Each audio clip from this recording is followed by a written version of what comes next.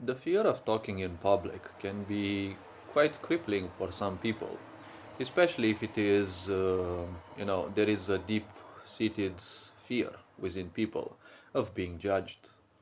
A lot of times when people need to speak on a stage, especially if this suddenly happens that they need to talk in front of people on a stage in public, whatever, there is this crippling fear that can strike within everyone at any time because when people have gone through this abuse of always being expected the unexpectable, the impossible from other people, especially from stupid adults, well, this can actually lead to a lot of anxiety, almost overwhelming anxiety, and people might end up, feeling blocked, feeling incapable of moving, acting, or whatever.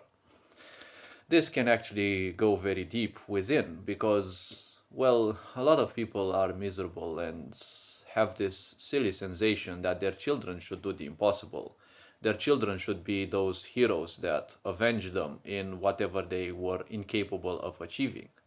A lot of parents, well, adults that now are parents, probably even grandparents, have lived this sick society's life where they didn't do anything.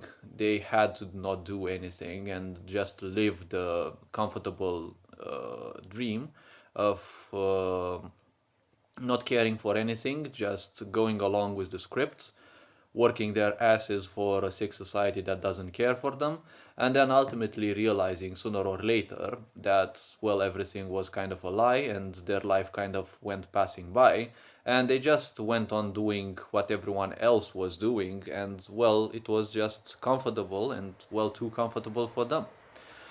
See, the problem is a lot of people dig their dreams and, well, they kind of forget they once had them and they become way too comfortable in those. And this causes a lot of misery. The problem is, once they have children, they will feel that their children have to necessarily step on their own steps as well. Because, well, it would be a bit of a problem. It would be even a shame if those children would want to do something different in life.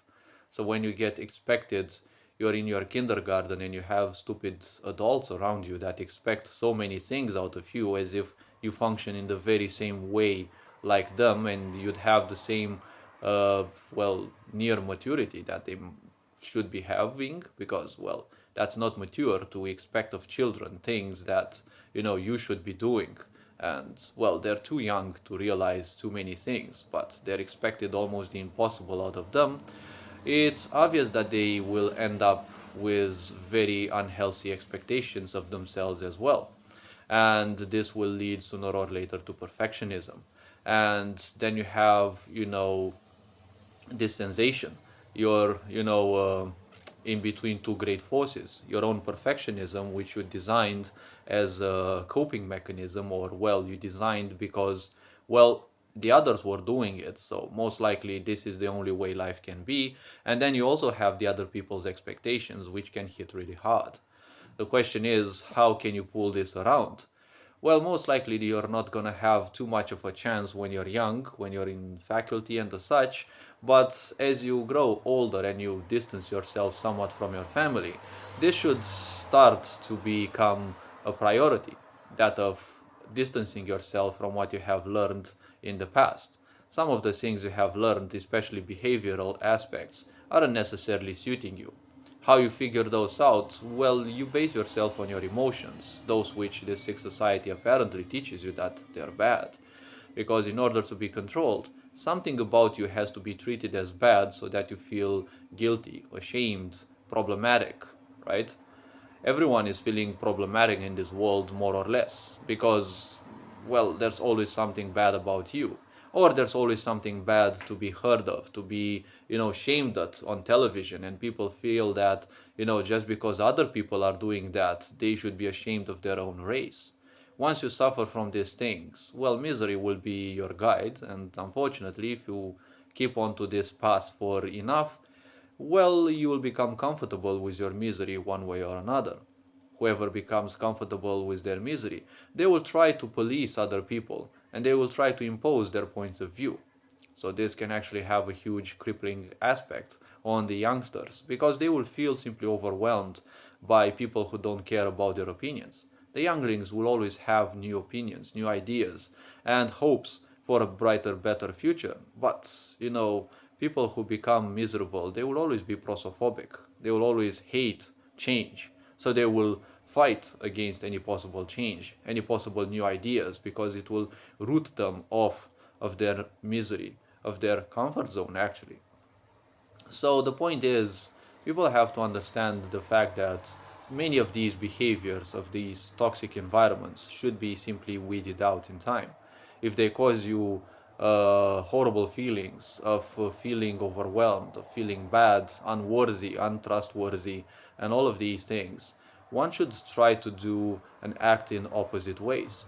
Act in ways that actually should make them less well any, feel any well feel less than this quirkiness that goes on around. Because if you think that you're not worthy, then ask yourself, why is it that you're not worthy in the end? What is it that the other fuckers around you have that you simply don't have? Are they more charismatic? Well, charisma is not something that's, grows on trees. It can be learned, it can be improved, it can be practiced. Simply doing certain things that improve your opinion of yourself should be a priority in time. Simply imagine that those people who expect things about you, there's something to do about them. If you are on a stage and you feel overwhelmed by people, staring at you, you might get overwhelmed by the fact that they're actually expecting something from you, which might not be the case. You can imagine all sorts of goofy things like them being naked or distracting yourself in a way with sorts of thoughts like that. That, it doesn't matter in the end. In the end, the reality is it doesn't matter what they expect or think of you because, well, they don't care much what they say about you. Maybe they will give you poor marks or maybe they will laugh at you. Well, that is kind of unavoidable in a sick society. You can imagine that. Ultimately, you have to understand, you have to take care of yourself. You have to take care of what you think about yourself. Not to end up on the opposite spectrum where you become someone who believes that you're a god or something like that. But the point is, understanding the fact that they don't care about what you say is critical. Try to do more of those confidence boosting exercises where you watch yourself in the mirror and you watch yourself for half a minute, 1 minute, and such. When your opinion of yourself is low, obviously you will feel a sensation of looking away from you. Don't worry about that. Don't worry about the thoughts that flow through your mind because those thoughts are opinions you took from other people. If those people couldn't care less about themselves, obviously they wouldn't care about you. Most likely they will treat you even worse than they treat themselves, yes. And the point is, well, if you take this into account, why would you step into their own example? Aren't they already an example? If you look at them, how many times do they genuinely laugh? Yes, they will laugh at you and other people, but that is a miserable laugh because laughing at others' misfortunes isn't, it is not proof of sanity. It is not proof of caring or empathy. First and foremost, you shouldn't be in such environments and you should be doing whatever possible to make sure you pull yourself out of such environments.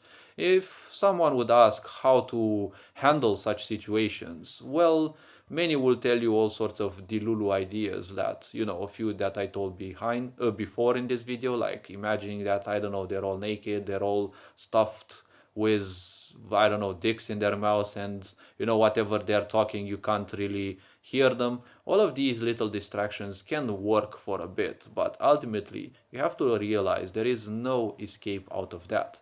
As long as you're surrounded by miserable people, they will be triggering all of your misfortunes sooner or later, all of your stress aspects that they put into you, all their stupid expectations and the such, all their misery, they will trigger within you as well because you've lived around them. So most likely you've been, drilled those miseries in your mind. Don't forget, in the end, when you draw the line, those are just silly thoughts that you believe.